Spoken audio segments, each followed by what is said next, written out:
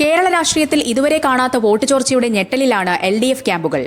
ചരിത്രത്തിൽ ആദ്യമായി സംസ്ഥാനത്ത് 3 നിയമസഭാ സീറ്റുകൾ പിടിച്ചെടുത്ത് BJP കരുത്തുകാട്ടുമ്പോൾ ഇടതുകോട്ടകളിലെ വോട്ട് വിഹിതത്തിൽ സംഭവിച്ച വൻ ഇടിവ് വരാനിരിക്കുന്ന വലിയ രാഷ്ട്രീയ മാറ്റത്തിന്റെ സൂചനയായാണ് രാഷ്ട്രീയ നിരീക്ഷകർ വിലയിരുത്തുന്നത്.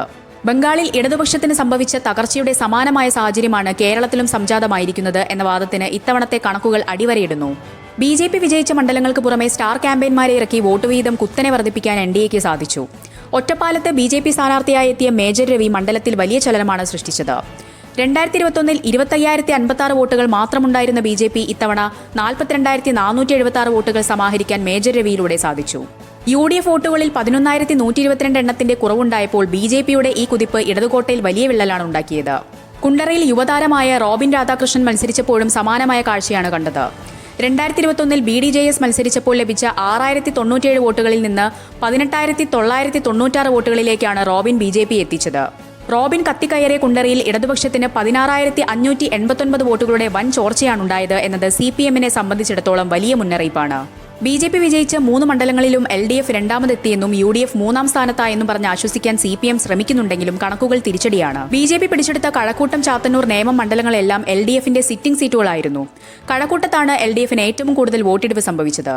2021 63,690 വോട്ടുകൾ ഉണ്ടായിരുന്ന LDFന് ഇത്തവണ 46,136 വോട്ടുകൾ മാത്രമേ നേടാനായുള്ളൂ. 17,554 വോട്ടിന്റെ കുറവ് ഇവിടെ സംഭവിച്ചു. ചാത്തന്നൂരിലും സ്ഥിതി വ്യത്യസ്തമല്ല. 11,771 വോട്ടുകളുടെ ചോർച്ചയാണ് ഇടതുപക്ഷത്തിന് ഇവിടെ ഉണ്ടായത്. ബംഗാളിൽ CPMന്റെ വോട്ടുകൾ ഒന്നടങ്കം BJPയിലേക്ക് ഒഴുകിയതിന് സമാനമായ ട്രെൻഡാണ് തിരുവല്ലയിലും ദേവികുളത്തും കണ്ടത്. തിരുവല്ലയിൽ LDFന്റെ സിറ്റിംഗ് MLA മാത്യു ടി തോമസ് 3ാം സ്ഥാനത്തേക്ക് പിന്തള്ളപ്പെട്ടു.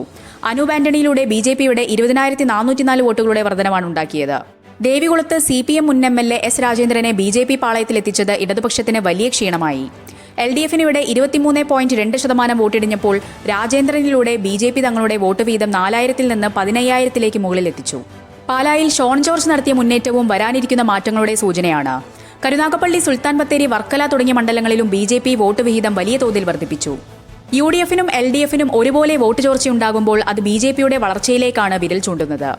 കോന്നിയിലും തൃശൂരിലും ഉൾപ്പെടെ BJPക്ക് വോട്ട് കുറഞ്ഞ ചില മണ്ഡലങ്ങളുണ്ടെങ്കിലും മൊത്തത്തിലുള്ള ചിത്രം ഇടതുപക്ഷത്തെ ശരിക്കും ഭയപ്പെടുത്തുന്നതാണ്. ബംഗാളിൽ സംഭവിച്ചത് കേരളത്തിലും ആവർത്തിക്കുമോ എന്ന ചോദ്യം ഇപ്പോൾ രാഷ്ട്രീയ കേരളത്തിൽ സജീവമായിരിക്കുകയാണ്. LDF UDF മുന്നണികൾക്കപ്പുറത്തേക്കൊരു പാർട്ടിക്കുള്ള വളർച്ച ഏത് മുന്നണിയാകും ക്ഷീണിപ്പിക്കുക എന്നതാകും കേരള രാഷ്ട്രീയത്തിലെ വഴിതിരിവ്. BJP നേട്ടമുണ്ടാക്കിയ മണ്ഡലങ്ങളിൽ ആരെയാണ് ക്ഷീണിപ്പിച്ചിരിക്കുന്നതെന്നത് CPMനെ ഭയപ്പെടുത്തും. BJP വിജയിച്ച 3 മണ്ഡലങ്ങളിലും LDF രണ്ടാമതെത്തിയെന്നും ഈ മണ്ഡലങ്ങളിലെല്ലാം UDF 3ാം സ്ഥാനത്തായിരുന്നുവെന്ന് ഓർക്കണമെന്നുമാണ് CPM സംസ്ഥാന സെക്രട്ടേറിയറ്റിന്റെ പ്രസ്താവന. എന്നാൽ ഈ 3 മണ്ഡലങ്ങളും LDFന്റെ സിറ്റിംഗ് സീറ്റുകളായിരുന്നു എന്നതാണ് യാഥാർത്ഥ്യം. ഇവിടങ്ങളിൽ LDFന്റെ വോട്ട് വിഹിതത്തിൽ വലിയ ഇടിവ് സംഭവിക്കുകയും ചെയ്തിട്ടുണ്ട്. അതേസമയം 3ാം സ്ഥാനത്താണെങ്കിലും നേമത്ത് മാത്രമാണ് UDFന് വോട്ട് കുറഞ്ഞത്. മറ്റ് 2 ഇടങ്ങളിലും UDFന് വോട്ട് വർദ്ധിക്കുകയാണ് ഉണ്ടായിട്ടുള്ളത്. BJP വിജയിച്ച 3 മണ്ഡലങ്ങളിൽ UDFന് വോട്ട് കുറഞ്ഞ ഏക മണ്ഡലം നേമമാണ്. 2021 36,524 വോട്ടുകൾ ലഭിച്ചിരുന്ന UDFന് 2026 29,730 വോട്ടുകൾ മാത്രമേ ലഭിച്ചുള്ളൂ. 6,794 വോട്ടുകളുടെ കുറവ് ഇവിടെ സംഭവിച്ചു.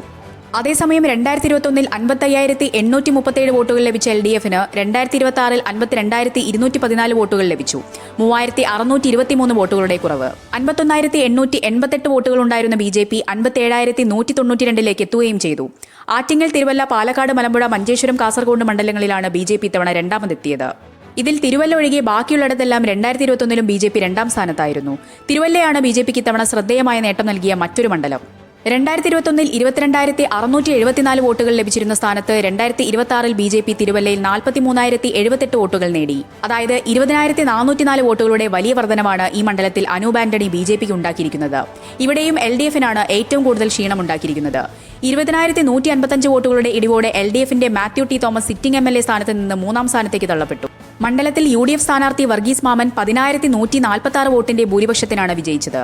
പാലാ, ദേവികുളം, കുണ്ടറ എന്നീ മണ്ഡലങ്ങളിലും NDA 2021 അപേക്ഷിച്ച് ശ്രദ്ധേയമായ വളർച്ച നേടി. ഷോൺ ജോർജിന് പാലായിൽ വലിയ മുന്നേറ്റം സൃഷ്ടിക്കാനായി. 2021 പാലായിൽ BJPക്കായി പ്രമീളാദേവി മത്സരിച്ചപ്പോൾ 10,869 വോട്ടുകൾ മാത്രമാണ് ലഭിച്ചിരുന്നത്. എന്നാൽ ഇത്തവണ ഷോൺ ജോർജ് അത് 35,304 ഉയർത്തി. 24,435 വോട്ടുകളുടെ വളർച്ചയാണ് BJP പാലായിൽ ഉണ്ടാക്കിയിരിക്കുന്നത്. അതേസമയം LDFന്റെയും UDFന്റെയും വോട്ട് വിഹിതത്തിൽ ഇടിവുണ്ടായി. മണ്ഡലത്തിൽ UDF വിജയിച്ചെങ്കിലും 2021 അപേക്ഷിച്ച് 19,005 വോട്ടുകളാണ് UDFന് കുറഞ്ഞത്. LDFന് 6,610 വോട്ടുകളും കുറഞ്ഞു. കരുനാഗപ്പള്ളി, സുൽത്താൻ ബത്തേരി, ഒറ്റപ്പാലം, വർക്കല, ഗുരുവായൂർ തുടങ്ങിയ മണ്ഡലങ്ങളിലും BJPക്ക് ഗണ്യമായ വോട്ട് വർധനവ് ഉണ്ടായിട്ടുണ്ട്.